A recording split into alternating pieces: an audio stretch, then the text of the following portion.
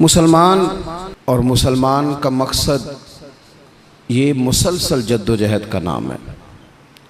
मुसलसल कोशिश में रहना, अपनी रूहानी तरक्की के लिए भी, मुआशी तरक्की के लिए भी, दीनी उरूज के लिए भी, इस्लामी इक़दार के लिए मुसलसल कोशिश में रहना। मुसलसल दूसरों को लेके चलने के लिए, दूसरों को पैगाम हक़ देने के लिए, कुफ्र को पैगाम दीन देने के लिए, गलबा इस्लाम के लिए मुसलसल जद्दोजहद करना, ये मुसलमान को अल्लाह तबारक व तआला और उसके प्यारे हबीब अलैहिस्सलाम की तरफ से मकसद दिया गया है। कुंतुम खैरा उम्मतिन उखरिजत लिन्नास, तुम बेहतरीन उम्मत हो, लेकिन याद रखना तुम्हें लोगों के नफ़े के लिए पैदा किया गया। तामुरून बिल मारूफ व तनहौना अनिल मुनकर, तुमने लोगों को मारूफ का हुक्म देना है और मुनकरात से मना करना है। मकसूद अगर ज़िंदगी में कुछ हो फिर ज़िंदगी सही गुज़रती है।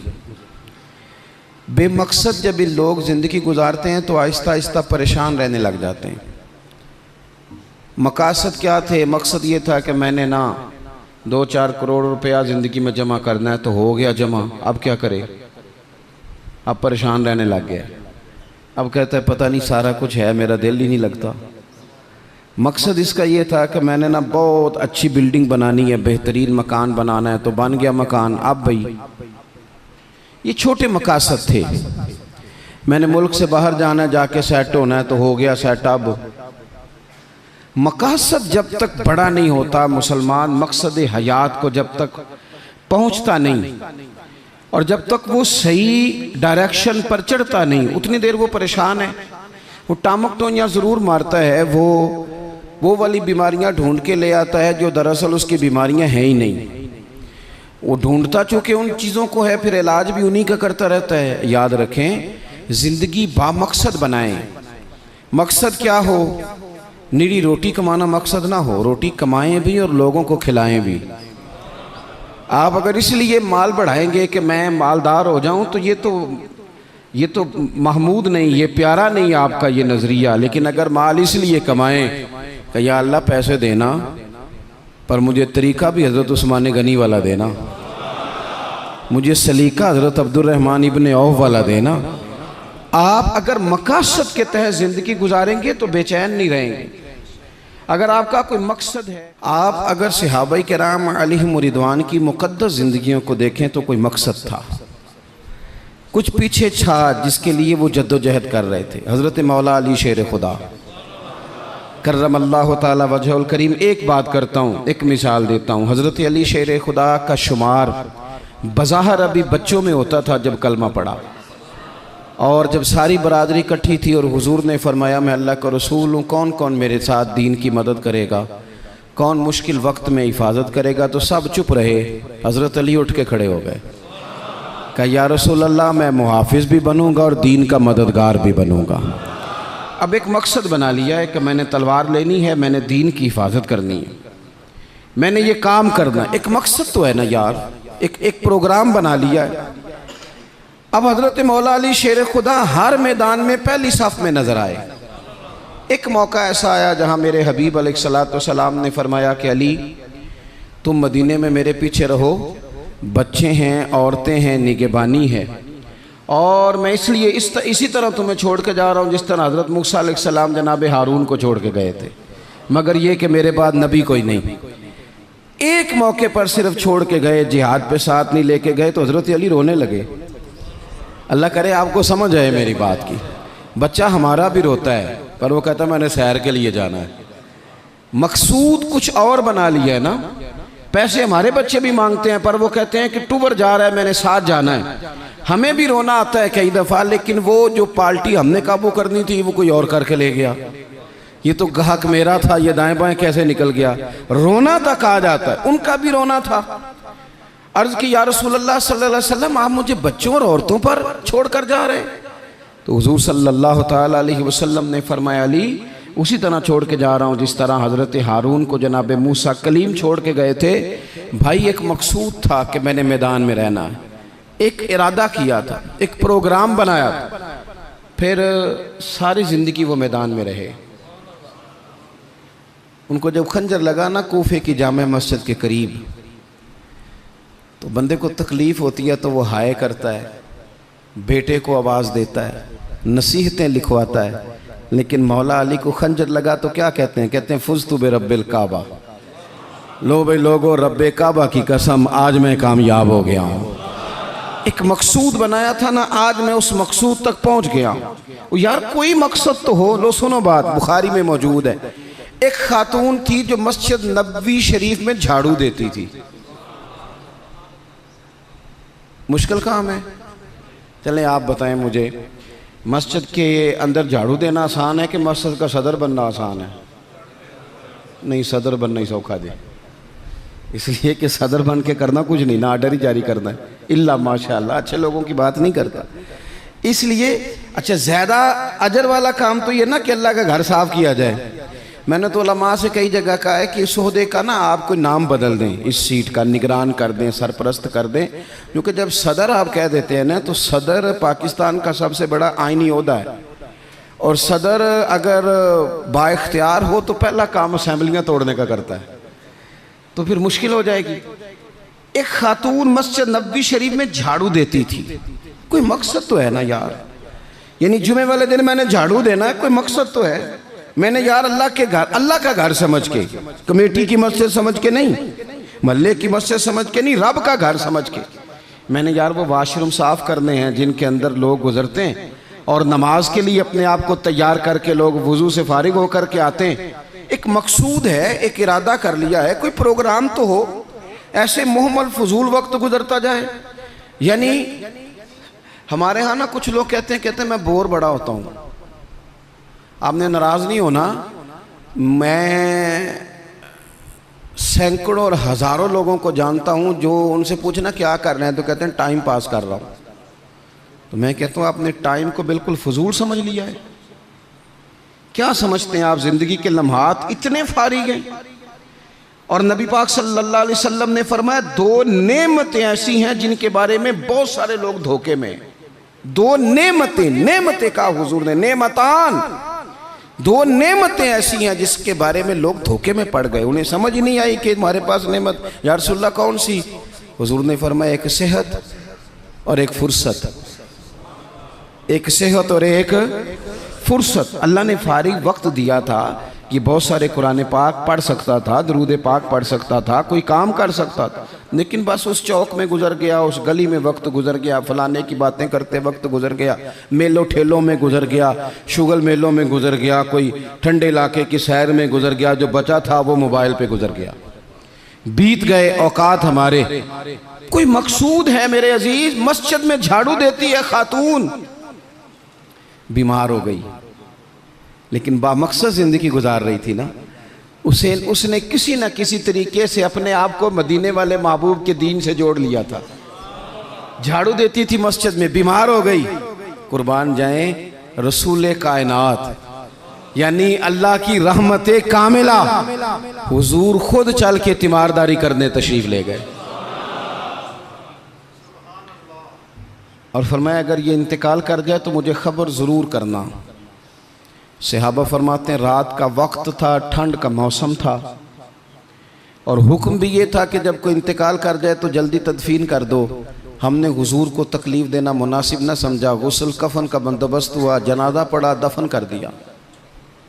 इसने कुछ किया है, इसने ना दीन के साथ कुछ ताल्लुक़ बनाया है। अल्लाह हमारा भी नाम झाड़ू देने वालों में लिख दे। कोई ताल्लुक़ तो इसने बनाया है ना, कहीं किसी कोने में जाके इसने रिश्ता दीन से जोड़ा है। हुजूर सैयद आलम अलैहिस्सलाम सुबह तशरीफ लाए तो सारा कुछ जानने वाले महबूब पूछने लगे, तुमने मुझे बताया क्यों नहीं? ये भी एजाज के लिए, वरना अल्लमा का मालम तकुन तालम। हुजूर सैयद आलम अलैहिस्सलाम ने फरमाया, क्यों नहीं बताया?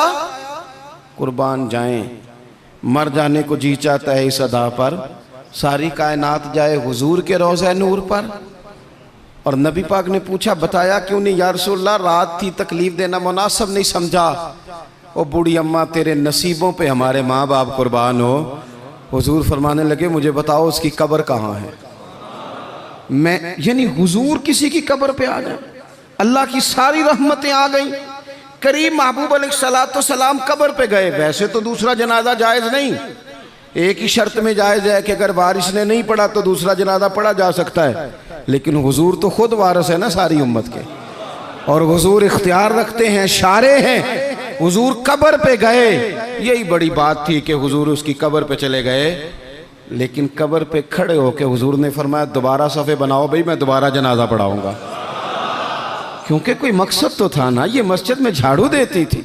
आखिरी वेले मेरी आँखियाँ राह तकना है तेरा, तेरा ते कुछ भी नहीं जाना सजना, पा जावें जे फेरा ते सौखा निकले सावे ज़हूरी, जे वेख लवा मुख तेरा।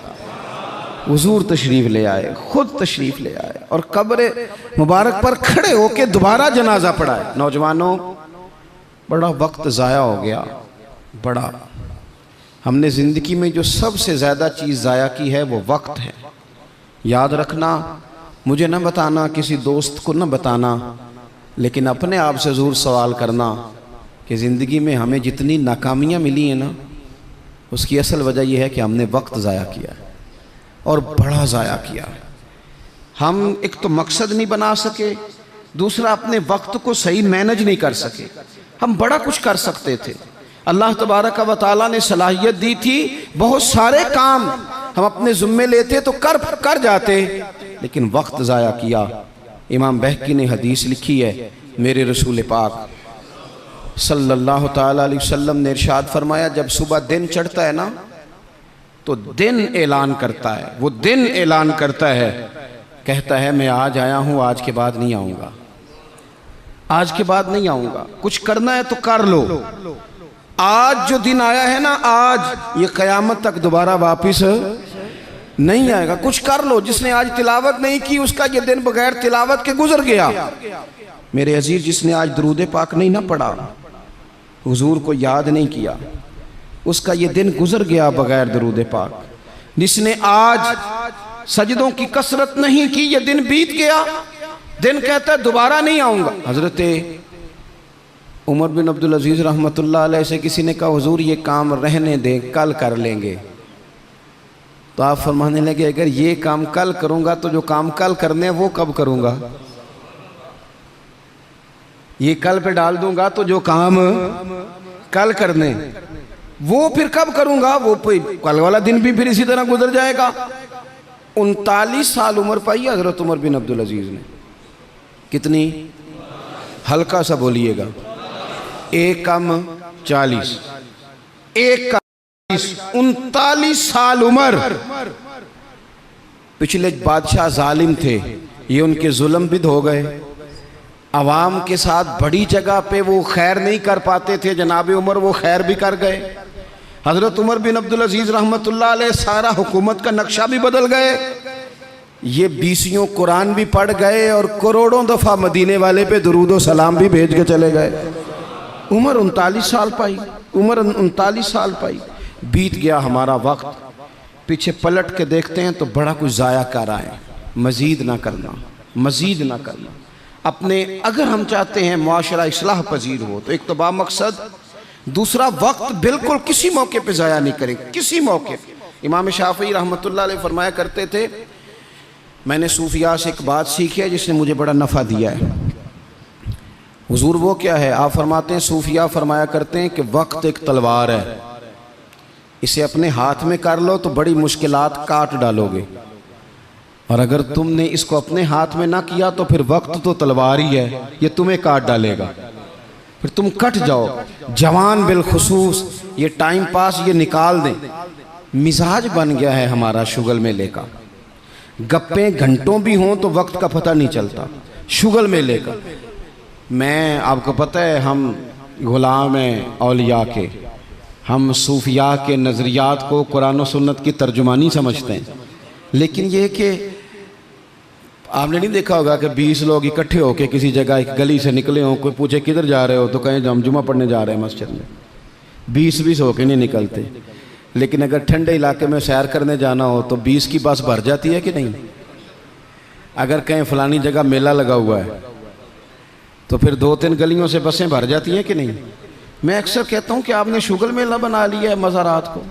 शुगल मेला सारे रास्ते में नमाज नहीं पढ़ी, क्या मिजाज, वक्त को जाया कर रहे हैं और बड़ा ज्यादा कर रहे हैं, और ये पलट कर हाथ नहीं आएगा। जिन लोगों ने काम किया, हमारा हजार हा इख्तलाफ है यूरोप के साथ, पर ये बात तो मान जाओ ना, उन्होंने अपना वक्त मैनेज कर लिया है, मैनेज कर लिया। हम अभी तक हैं, बहुत सारी चीजें हैं, नारों में जिंदा हैं, उन्होंने मैनेज तो किया है। तीसरी बात मेरे अजीज इस्लाह मुआशरा के लिए जो बड़ी अहम और बड़ी ज़रूरी है, वो ये है कि तरजीहात का तयन करें ज़िंदगी में। मेरी दरअसल तरजीह क्या है, असल मकसूद क्या है। ये हमारे मजहबी इज्तिमात होते हैं, मुझसे लोग वक्त लेने के लिए आते हैं, बड़े अच्छे लोग होते हैं, खैर के लिए आए हैं, वरना हमें कौन पूछता है। तो मैं कई दफ़ा पूछता हूँ दोस्तों से कि जो आप महफिल करा रहे हैं तो कोई पास मंजर भी तो बयान करें ना, मकसूद क्या है। चलें इतना ही कह दें कि सवाब की नीयत से करा रहे हैं, अल्लाह में अजर देगा, लेकिन ये कि मकसूद ही नहीं पता। जवानों की बड़ी बड़ी जमातें बनी हुई हैं, मकसूद का ही नहीं पता दरअसल जाना किस तरफ। अपनी ज़िंदगी में तरजीहात, और जब तरजीहात तय करें तो ज़रूरियात को आगे रखें, फ़राइज़ को हमेशा आगे रखें। जो फ़राइज़ हैं, जो वाजिबात हैं, उनको हमेशा पहला दर्जा दें। बहरहाल महफिल कराना मुस्तहब है, और नमाज पढ़ना, आहिस्ता क्यों बोलते हैं आप, नमाज पढ़ना, ख़त्म शरीफ दिलाना बहरहाल मुस्तहब है, लेकिन सही कुरान पाक पढ़ना सीखना ज़रूरी है। जो ज़्यादा ज़रूरी है वो क्यों नहीं कर रहे। तरजीहात अगर आप ले आएंगे ना, मैं बहुत सारे लोगों को जानता हूँ तवज्जो से ख़त्म दिलाते हैं, हमें भी कहते हैं मौलाना इस दफ़ा अब्बा जी के ख़त्म पे आपकी बारी है, पिछले साल फलाने को बुलाया था, उससे पिछले साल फलाने को। भाई आप नमाज पढ़ते हैं, कहते हैं आप दुआ करें, आप दुआ करें मैं शुरू कर दूं। तो मैं कहता हूं अगर नमाज की दुआ करानी है घर बैठे बैठे मुझसे, तो ख़त्म की दुआ नहीं घर बैठे बैठे हो जाती, वो भी कर देता हूं, यहीं से अल्लाह ताला उनको उनकी मगफिरत फरमाए। तरजीहात हमेशा आपके जो ज़रूरी काम है, याद रख लें, आपके मदरसा बड़ा ही ज़रूरी है। मैं किसी की तारीफ़ बड़ा कम करता हूँ, इसलिए कि तारीफ़ खुशामद बन जाती है तो बंदा मुश्किल में आ जाता है। लेकिन अभी मैं आया हूँ ना, तो यहाँ बच्चे साथ कुरान पाक पढ़ रहे थे। मेरे आशिया ख्याल में ये बात भी आ सकती थी कि कारी साहब ने, हज़रत साहब ने छुट्टी क्यों नहीं कराई, मस्जिद में महफिल है। लेकिन आप यकीन करें कि मेरा दिल इतना ठंडा है, मैंने कहा ये बिल्कुल सही कर रहे हैं, इनको पढ़ना ही चाहिए। ये जो काम इनके लिए ज़्यादा ज़रूरी है, इनके घर वालों ने जिगर के टुकड़े दिए पढ़ाने के लिए, तो जो जिस काम के लिए भेजे हैं वो काम ज़रूरी है, वही नहीं करना चाहिए। तरजीहात तो तय करें मेरे भाई। दरअसल तरजीह क्या है, हज़रत तलहा रज़ी अल्लाह ताला अन्हु फरमाते हैं, एक बद्दू हुजूर की बारगाह में आया, सादा बंदा, बाल बिखरे हुए, हालत बड़ी परागंदा, मिशकात में हदीस है। उसने आन करके अर्ज़ की, या रसूल अल्लाह सल्लल्लाहु ताला अलैहि वसल्लम, हुजूर मुझे बताइए इस्लाम क्या है, इस्लामी अहकामात बताएं। तो हुजूर ने कलमा शहादत के बाद फरमाया कि वक्त पर नमाज पढ़ना, दिन और रात में 5 नमाजें तेरे ऊपर ज़रूरी हैं। उसने अर्ज़ की, हुजूर कुछ नफल भी पढ़ूं? तो फरमाया अगर तो अपनी तरफ से पढ़े तो बड़ा ही अच्छा है। उसने कहा, उसके बाद फरमाया साल में 1 महीने के रोज़े रखना। अर्ज़ की, हुजूर कुछ नफली भी रखूँ? फरमाया रखे तो बड़ा बेहतर है। फिर फरमाया हज फ़र्ज़ हो जाए तो पहली फुर्सत में करना। हुजूर कुछ साथ नफली भी करूँ? फरमाया करे तो अच्छा है। फिर फरमाया ज़कात दे, ज़कात। उसने अर्ज़ की, या रसूल अल्लाह सल्लल्लाहु ताला अलैहि वसल्लम कुछ नफली सदकात भी करूं? फरमाया करे तो बड़ा अच्छा है। उसने ये बातें सुन के ना सिर्फ फ़राइज़ की तालीम दी, फ़राइज़ की। आज जो खतीब मुझे और आपको नुक्ते सुनाए, हम तवज्जो से सुनते हैं, और अगर फजर में इमाम साहब वज़ू के मसले बताएं तो कहते हैं एडा आलम ही नहीं। आलम तो उसे जिनने कल बड़ी ऊँची तकरीर की थी। अगर वो आपको गुस्ल का तरीका बताए तो लोग कहते हैं ये तो इल्म की शायद बात ही नहीं। वो नुक्ता बयान करने वाला, वो जिसकी आवाज़ ज़्यादा बुलंद हो रही थी। आवाज़ बुलंद होना ज़्यादा ज़रूरी नहीं होता, दलाइल बुलंद होना ज़रूरी होता है। आपकी दलील कितनी मजबूत है ये ज़्यादा अहम है।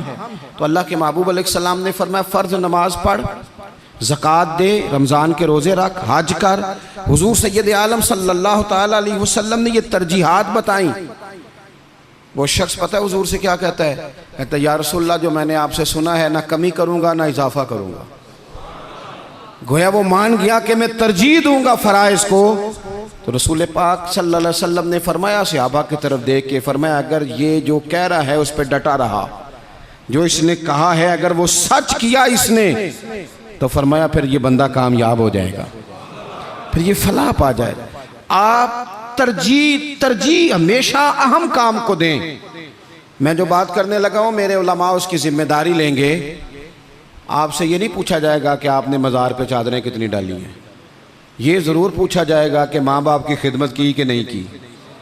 तो जो तरजीह है मज़ार पे चादर ज़रूर डालें, मना नहीं, पर यह कि वहाँ वक्त पे जाना, वहाँ ड्यूटी ठीक करना और अम्मा अब्बा घर में परेशान हो। रसूल कायनात सल्लल्लाहु अलैहि वसल्लम की खिदमत में एक सहाबी हाजिर हुए, अर्ज़ की या रसूल अल्लाह सल्लल्लाहु तआला अलैहि वसल्लम, मैं एक मसला दरियाफ्त करने आया। मेरे दोस्तों पता हमें क्या हुआ है, हमने ना बाहर वक्त बहुत ज़्यादा दिया है और जो हमारे घर के अंदर हमारी जिम्मेदारियां थी ना, हमारे बच्चे, हमारी बीवी, हमारे बहन भाई, उन जिम्मेदारियों से ना हमने जान छुड़ाई है। इल्ला माशाल्लाह कुछ लोगों ने बच्चे को चार्ज किया, बच्चा तंग कर रहा है, लगा दो गेम मोबाइल पे, चलो हमारी जान छूटी, वो जाने उसका काम जाने। आप अगर 10-15 मिनट बच्चे को देते, वो आपसे खेलता, वो मानूस होता। आप कहते मैं बड़ा मसरूफ़ हूँ, और भाई तो इतना मसरूफ़ तो नहीं जितने मदीने वाले महबूब मसरूफ़ हैं। लेकिन रसूल पाक के तो कंधों पे इमाम हसन चढ़ के सवारी किया करते थे, हुजूर की तो गोद में इमाम हुसैन खेला करते थे। हज़रत अबू हुरैरा कहते हैं मैंने देखा है कि हुजूर ने उनके बाजू थामे, उन्होंने पैर पहले हुजूर के मुकद्दस कदमों पे रखे, फिर उन्होंने अपने कदम मुबारक हुजूर की मुबारक पिंडलियों पे रखे, फिर टखनों पे रखे, फिर पेट पे रखे, फिर हुजूर की ज़ुबान चूसनी शुरू कर दी। तू क्यों वक्त नहीं दे रहा अपने बच्चों को? क्यों नहीं हम वक्त दे पाते अपने नवासों को, नवासियों को, पोतों और पोतियों को? वो जो हमारे लिए ज़रूरी था वो हमसे मानूस होने की बजाय किसी बदअकीदा से जाके मानूस हो जाते हैं। पता तब चलता है जब सारा अकीदा बिगड़ जाता है। अपने घर के अंदर जो जिम्मेदारियां उनको तरजीह दें। हुजूर सैयद आलम अलैहिस्सलाम ने फरमाया खैरुकुम खैरुकुम लिअहलिही व अना खैरुकुम लिअहलिही, फरमाया तुम में बेहतर वो है जो अपने घर वालों के लिए बेहतर है। व अना खैरुकुम लिअहलिही, और जाके पूछ लो मैं तुम सबसे बढ़ के अपने घर वालों के साथ खैर करने वाला। तरजीह दें। एक सहाबी आए, अर्ज़ करते हैं या रसूल अल्लाह सल्लल्लाहु अलैहि वसल्लम, मेरी बीवी पे हज फ़र्ज़ है, वो हज करने जा रही है, ये सियासता में हदीस मौजूद है, और मेरा नाम एक ग़ज़वे में लिख दिया गया है, मैं जिहाद के लिए जा रहा हूँ, नाम मैंने लिखवा लिया है, हुक्म मेरे लिए क्या है? मेरी बातों की समझ आ रही है आप हज़रात को? मेरी बीवी हज के लिए जा रही है, वो साहिब इस्तात होगी, जाहिर है उसके पास माल होगा, वो जा रही है, उसको जाना है, वो तैयार है, और मेरा नाम ग़ज़वे में लिखा है, तो हुक्म क्या है? देर नहीं लगाई रसूल पाक ने, हुजूर फरमाने लगे तो अपना नाम ग़ज़वे वाली लिस्ट से कटा, जिहाद पे ना जा, बल्कि तुम महरम बनकर अपनी बीवी के साथ हज करने जा। वो तेरी जिम्मेदारी है, वो तेरे अलावा कौन महरम बनेगा उसका? तो जो तेरी ड्यूटी का काम है उसे तो करना, तरजीही बुनियादों पर काम को करें। 4 बातें हो गई, एक बात आखिर में 5वीं। हम ना बहुत सारी चीज़ों की इस्लाह करते हैं, लफ्ज़ भी कई दफ़ा तराश लेते हैं, जुमले भी बड़े अच्छे तरतीब दे लेते हैं, लेकिन आहिस्ता आहिस्ता ना हमारे लहजे सख्त हो गए। सारी तवज्जो लफ्ज़ों पे ना दें, कुछ लहजों पर भी दें। लहजा जो होता है ना इंसान का, लहजा यानी बेटे को आवाज़ दी, अब्बा जी ने कहा बेटा, उसने कहा जी अब्बा जी क्या मसला, हुक्म करें, अभी तो मैं गया था। इसमें जुमला गुस्ताखी वाला कोई भी नहीं, पर लहजा गुस्ताखी वाला है। अब्बा जी क्या हुक्म है? कोई गुस्ताखी है इस लफ्ज़ में? अभी तो मैं यहाँ से गया हूँ, कोई गुस्ताखी है? लेकिन उसका जो लहजा है ना, चलें मैं आसान करता हूँ, आपकी समझ में बात आएगी। कुरान पाक में हज़रत लुकमान अपने साहिबजादे से बातें करते हैं, और वो सूरह लुकमान की बिल्कुल इब्तदा में वो आयात मौजूद हैं। तो हज़रत लुकमान ने ना अपने बेटे को जो नसीहतें की, एक नसीहत ये भी की थी, कहा वला तुसग़िर ख़द्दक लिन्नास, बेटा लोगों से रुखसार टेढ़ा करके बात ना करना, मुंह टेढ़ा करके तुरशरुई के साथ बात ना करना। तुरशरुई, वो बूढ़ा ससुर बूढ़ी सास बहू से कहती है पुत्र रोटी लाना, तो रोटी लाई है तो उसने ज़ोर से बर्तन पटका है ज़मीन पे, पानी डाला है तो ज़ोर से रखा है, दरवाज़ा तलखी से बंद किया। बूढ़े थे बेचारे, बीमार थे, परेशान हो गए। शाम को बेटा आया तो रो पड़े, कहा पुत्र तेरी बीवी बड़ा परेशान करती है। तो उसने कहा अपनी बीवी से इधर आना। तो बीवी जवाब में पता क्या कहती है, तवज्जो है मेरी बात पर, वो कहती है अब्बा जी ने पूछो मैं आख्या की है। आख्या वाकई कुछ नहीं सुन। अगर वो लफ्ज़ बताना चाहे तो लफ्ज़ वाकई कोई उसने कहा ही नहीं, तो बताए कहाँ से। उसने वाकई कुछ नहीं कहा। अब्बा जी से पूछे मैंने, कहा क्या। अम्मा जी से पूछे मैंने, तो क्या बताए अब्बा जी। गिलास बोलेगा कि इसने तलखी से मुझे फेंका था, कि दरवाज़ा बोलेगा। अब वो जो तलखी है ना, वो रवैये की है। हमारा ना सिर्फ मसला, मैंने कुरान मजीद पढ़ा है कि जनाब लुकमान ने अपने बेटे से कहा पुत्र रुखसार टेढ़ा करके लोगों से बात, थोड़ा सा रवैया तो ठीक हो ना। हमारे रवैये ना, किसी जगह थोड़ी देर के लिए ट्रैफिक बंद हो तो लोगों का रवैया देखना, थोड़ी देर के लिए किसी जगह अगर ठहरना पड़ जाए तो मिजाज देखें लोगों का। हमारा आप किसी से ना किसी के बारे में सवाल करें, पूछें सियासतदान कैसे होते हैं, फिर हमारा रवैया देखें। आप पूछें पुलिस वाले किस तरह के होते हैं, फिर देखें रवैया। आप पूछें तेरा क्या ख्याल है अपने ससुराल वालों के बारे में, फिर रवैया देखें। चलें आप अच्छे लोग हैं और मस्जिद में भी बैठे हैं और बावजूद भी हैं, गलत बात तो करनी नहीं। अगर पूछा जाए कि मौलवियों के बारे में क्या ख्याल है, अगरचे सुनने भी आए हैं, अगरचे ये कि उनके पीछे नमाज भी पढ़ते हैं, लेकिन रवैयों में वो रंग नहीं है। आवाज़ देते हैं तो इस अंदाज में बाज़ लोग अपने डेरों पर बैठ के चौधरी तबसरा करते हैं, तो वो तबसरे का लहजा ठीक, मेरे लहजे में गुरूर आया था, तेरा हक था तू शिकायत करता। और मेरे भाई लहजे पर भी थोड़ी तवज्जो दे, अंदाज। कुछ लोग कहते हैं जी मैं कड़वा इसलिए हूँ कि सच्चा हूँ, सच्चे बंदे कड़वे होते हैं। मैंने कहा ये मिसाल ही गलत है सिरे से। कायनात में सबसे ज़्यादा सच मदीने वाले महबूब ने बोला है, सबसे ज़्यादा सच हुजूर ने बोला है, पर वो सच इतना मीठा था कि लोगों ने दौड़ दौड़ के उसे हासिल किया है। सच ही तो मीठा होता है, किसने कह दिया सच कड़वा होता है। ये हम कड़वा बना देते हैं। तुरशुरुई थोड़ा सा ना लहजे पर भी देखे ना, एक बेटा है, लहजे की बात है ना। वालदा ने, वो बेचारी अम्मा को टेलीफोन आ गया बेटी का कि अम्मा जी 20,000 रुपया चाहिए, मैं मजबूर हूँ, मैं तकलीफ़ ना देती।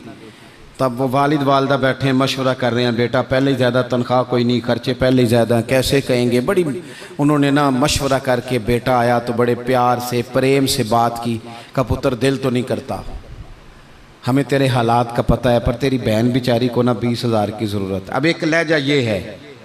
उसने कहा अब्बा जी कमाल बात है, आपको पहले भी पता ही है, आप मुझे रोज़ तकलीफ़ देते हैं, पहले इतने खर्चे हैं, अभी ईद पे दिया तो था 3,000 उसके घर में, फिर उसने फ़ोन कर दिए, उसे भी सोचना चाहिए। उठ के चला गया। माँ बाप बेचारे सारी रात रोते, हमने क्यों बात की, न करते, क्या इसने रवैया इख्तियार किया। एक रवैया ये है, एक रवैया ये है कि अब्बा जी और अम्मा जी ने बड़े चुन के जुमले का, बेटा हमें तेरे वसाइल का भी पता है, मसाइल का भी पता है, दिल नहीं करता, पर तेरी बहन किससे बात करे, गरीब है, उसने कह दिया है, मजबूरी है, उसे को 10-20 हज़ार चाहिए। तो बेटा उठ के करीब आ गया, उसने अम्मा का हाथ पकड़ के सीने पे रखा, बाप का हाथ चूमा। उसने कहा अब्बा जी आप झिझक झिझक के बात क्यों करते हैं, 20,000 की क्या बात हुई, मेरी जान भी हाज़िर है। गरीबी और बात है, मजबूरी और बात है, पर आप हुक्म किया करें, मैं गुलाम हूँ आपका, आप झिझक के मेरे साथ भी झिझकेंगे, आप खुल के बात करें, आपको फ़ोन कर देना चाहिए, मैं उधार पकड़ूँ कुछ करूँ, आप जो करेंगे। रोएगा उसका अब्बा भी सारी रात ही, रोएगी इसकी अम्मा भी सारी रात ही, पर दुआएं मांगती रोएगी। अब्बा दुआएं मांगता रोएगा कि या अल्लाह इस तरह की औलाद सबको अता फरमा। रोएगा। रवैये, लहजे, अंदाज, गुफ्तगू, इसमें तब्दीली की ज़रूरत है, इसमें तब्दीली की ज़रूरत है। हज़रत जाबिर इब्न अब्दुल्लाह रज़ी अल्लाह ताला अन्हु रवायत करते हैं, एक सहाबी फरमाते हैं हुज़ूर पहले दिन मदीने तशरीफ़ लाए हिजरत करके, मैं ज़ियारत के लिए गया तो मैंने मुस्कुराते देखा। बड़े बड़े वक्त आए ना, इनमें बदर भी आया, ओहद भी आया, ओहद में शहादतें भी हुई, इन मौके में बड़ा कुछ आया, लेकिन मैंने हुजूर को 10 साल ज़ियारत करता रहा, जब भी मिला हूँ मुस्कुराते मिला हूँ। और मैं हुजूर के विसाले ज़ाहिरी से कुछ दिन पहले भी ज़ियारत करने गया तो मदीने वाले को मुस्कुराते ही देखा है। तलखी बड़ी है रवैये में, तलखी बड़ी है मिजाजों में। तो फिर अपनी बात सारी दोहराता हूँ। सबसे पहले तो ज़िंदगी बामकसद करें, बेमकसद ना बनाएं, वरना आप बिला वजह के परेशान रहेंगे। दूसरी बात ये कि उस बामकसद ज़िंदगी में फिर वक्त एक लम्हा भी ज़ाया ना करें। अपने सारे मामलात को तरतीब दें, उठना कितने बजे है, खाना कितने बजे। और बड़ी ज़िम्मेदारी से कह रहा हूँ, 2 दिन आपको फजर के दिन मुश्किल से उठना है। किसी के उठाए उठेंगे 2 या 3 दिन, या अलार्म आपको उठाएगा। तीसरे दिन इंशाअल्लाह ताला आपका दिमाग खुद ब खुद जाग जाएगा। अल्लाह ने मिजाज इस तरह का बनाया है इंसान का। तो वक्त नहीं ज़ाया करना। तीसरी बात यह कि तरजीहात का तयन करना है। तरजीहात का, जो फ़राइज़ हैं वो बहरहाल पहले हैं, जो वाजिबात हैं वो बहरहाल पहले हैं, जो हुकूकुल इबाद हैं वो बहरहाल। हज़रत अब्दुल्लाह इब्न अब्बास रज़ी अल्लाह तआला अन्हु मस्जिद में इतिकाफ़ बैठे हुए थे। तो एक बंदा आके मस्जिद में बड़ा परेशान होकर बैठ गया। तो फरमाया, ओ भाई क्या हुआ? कहने लगा, हुज़ूर बड़ा परेशान हूँ, एक बंदे का कर्ज देना है और मजबूर हूँ, दे नहीं पा रहा। आप फरमाने लगे, मैं तेरे लिए कोई बात करूँ तो तेरा काम बनता है? उसने कहा, हुज़ूर अगर कर दें तो बड़ी बात है। इतिकाफ़ बैठे थे, जूते पहने, मस्जिद से बाहर निकल आए। वो बंदा कहने लगा, हुज़ूर रुके रुके, शायद आपको याद नहीं रहा, आप इतिकाफ़ में हैं। तो हज़रत अब्दुल्लाह इब्न अब्बास रो पड़े और हुज़ूर की कब्र नूर की जानिब इशारा करके कहने लगे, ज़्यादा अरसा नहीं गुजरा, मैंने मदीने वाले हबीब से सुना है कि जो किसी भाई की एक मुश्किल हल कर दे, अल्लाह 10 एतिकाफ़ से ज़्यादा सवाब अता फरमाएगा। तो जो वक्त तरजीह तय करने का था मैंने तय कर लिया। इस वक्त तरजीह तुझे मुश्किल से निकाल। हुकूकुल इबाद अगर तरजीह है तो उसे तय करें, फ़राइज़ तरजीह है तो उसे तय करें, और अपने रवैयों को अच्छा रखें। सब्र बड़ा हुसन है, सब्र में बड़ा कुछ पिन्हा हो जाएगा। बेसब्र आदमी चंद कदम भी नहीं चल सकेगा, थक जाएगा। ये चीज़ें ज़िंदगी में पैदा करें। उम्मीद है हमारी इस्लाह बड़ी करीब आ जाएगी। उम्मीद है कि बड़ी जल्दी हम उस रास्ते चले जाएंगे जो अल्लाह रसूल के कुर्ब की जानिब बढ़ता है। अल्लाह तबारक व तआला समझने की, अमल करने की, दीन की तरफ लौट आने की तौफीक अता फरमाए। आखिर दावा यानी अल्हम्दुलिल्लाह रब्बिल आलमीन। दुआ कर दें। अल्लाहुम्मा सल्लि अला सय्यिदिना व मौलाना मुहम्मदिन मअदनिल जूद वल करम व आलिहि व बारिक व सल्लिम। अल्लाह हमारी हाज़िरी को कबूलियत का शर्फ अता फरमा। जिन दोस्तों ने एहतमाम किया है उनकी कोशिश को, काविश को कबूल फरमा। ऐ कायनात के मालिक, हमारे गुनाह माफ़ फरमा, हमारी गलतियों से दरगुज़र फरमा, हमें नफ़े वाला इल्म अता फरमा, इखलास वाला अमल नसीब फरमा। ऐ अल्लाह, नेकी के रास्ते पे चलना हमारे लिए आसान बना दे। गुनाह और बदी से कल्बी नफ़रत अता फरमा दे। बीमारों को शिफा दे दे, मकरूज़ों को कर्ज़ों से रिहा कर दे, तंग दस्तों को वुस्अत रिज़्क़ दे दे। जो बेघर हैं उन्हें अपनी छत दे दे, जो बे औलाद हैं उन्हें साहिब औलाद कर दे। औलाद वालों की औलाद को फरमा बरदार बना दे। हमारा ख़ात्मा बिल खैर फरमा, हमारा ख़ात्मा बिल ईमान फरमा। पर्दा पोशी नसीब फरमा, पर्दा पोशी नसीब फरमा। रब्बिग़फिर वरहम व अन्त खैरुर राहिमीन। व सल्लल्लाहु तआला अला हबीबिही सय्यिदिना व मौलाना मुहम्मदिन। अस्सलाम।